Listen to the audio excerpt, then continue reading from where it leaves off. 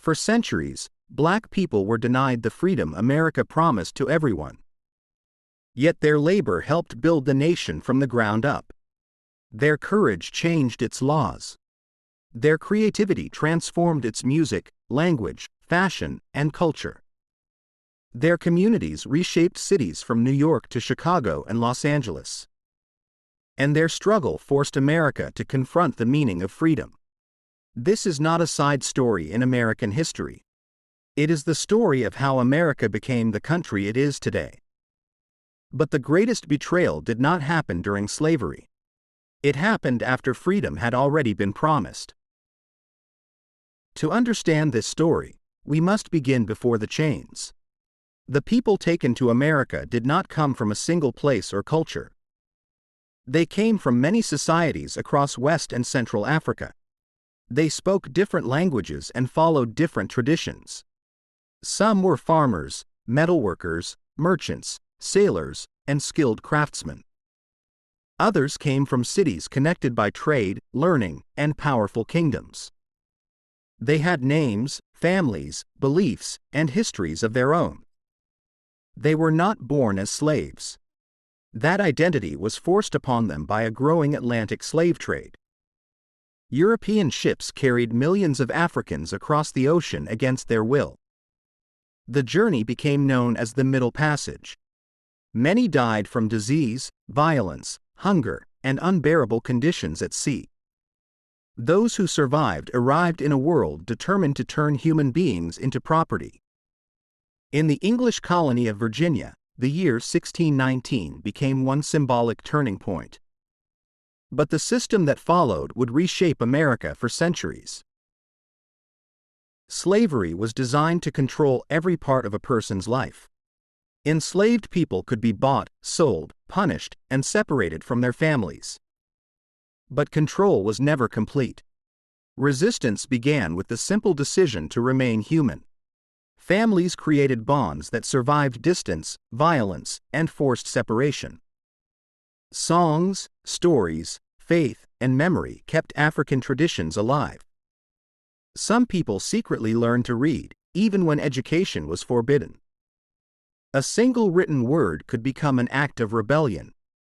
Others resisted by slowing their work, breaking tools, or protecting one another. Some escaped into forests, swamps, cities, and free territories. Hidden communities were built by people who refused to return to slavery. Large revolts were rare, but the fear of rebellion haunted slaveholders. Frederick Douglass used his voice and writing to expose the cruelty of slavery. Harriet Tubman returned again and again to guide others toward freedom. These acts of resistance proved that slavery could control bodies, but never fully conquer the human spirit. In 1865, slavery was abolished across the United States. Nearly 4 million black people were finally free in law. But freedom on paper did not guarantee freedom in daily life. Formerly enslaved families searched for relatives who had been sold away. They built schools, churches, businesses, and communities of their own. Black men gained the right to vote and entered political office. For a brief moment, a new American democracy seemed possible. But many white Southerners refused to accept black freedom and political power. New laws called black codes restricted where black people could live and work. Violent groups used terror to keep black citizens away from the polls. Sharecropping trapped many families in endless cycles of debt. When federal protection weakened, Reconstruction began to collapse. Jim Crow laws then enforced racial segregation across the South.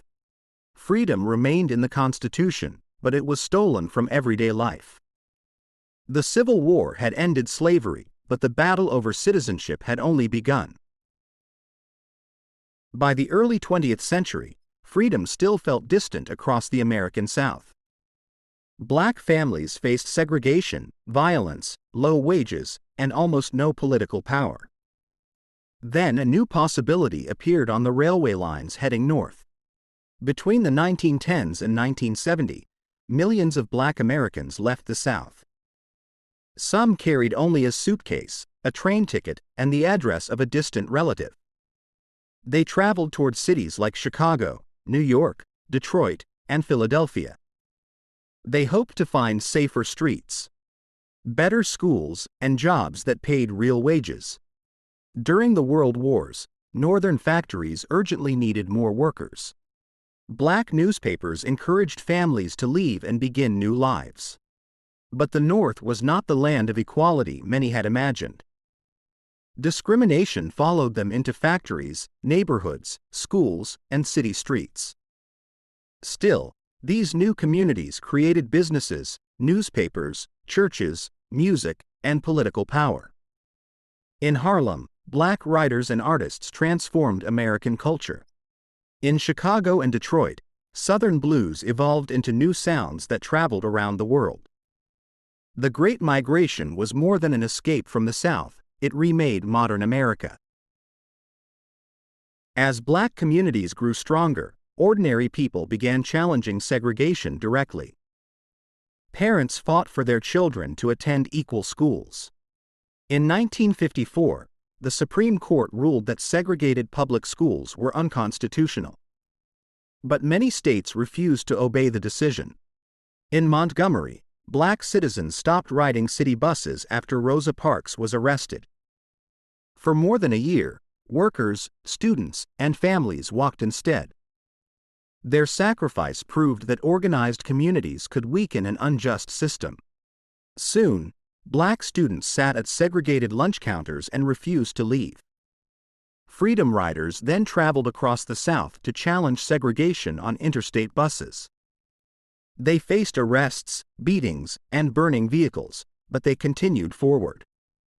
Local organizers registered voters even when violence and intimidation followed them home. Children marched in Birmingham and exposed segregation to the entire nation. Thousands crossed the Edmund Pettus Bridge in Selma to demand voting rights. Their pressure helped win the Civil Rights Act of 1964 and the Voting Rights Act of 1965. America changed because ordinary people decided that waiting was no longer acceptable. The new civil rights laws changed America, but they did not erase generations of inequality. Black Americans could now challenge segregation with the power of federal law. More Black students entered schools, universities, and professions once closed to them. Black voters also gained greater influence in local and national elections. Across the country, Black leaders became mayors, judges, lawmakers, and members of Congress. Yet many families still lived in neighborhoods shaped by decades of housing discrimination. Unequal schools, limited jobs, and the loss of factory work created new struggles. Tensions between Black communities and police continued to erupt in American cities. Some activists demanded integration, while others called for Black pride and independent power. Black artists transformed television, film, fashion, literature, and popular music. Hip-hop grew from neglected neighborhoods and became a global cultural force. In 2008, Barack Obama became the first Black president of the United States. But his election did not mean that racial inequality had disappeared. The Black Lives Matter movement brought police violence and systemic racism back into the national spotlight. The law had changed, but the unfinished struggle for equality continued into modern America. Black history is often remembered as a story of suffering. But suffering is only one part of the story. It is also a history of courage, creativity, family, and survival. Black workers helped build the wealth, cities, railroads, and industries of the United States. Black artists created sounds and ideas that changed culture around the world. Black citizens expanded the meaning of freedom and democracy for everyone. Every generation pushed America closer to the promises written at its founding. That journey is not finished, and its outcome still shapes American life today. Black Americans did not simply take part in the history of the United States. Their history is American history.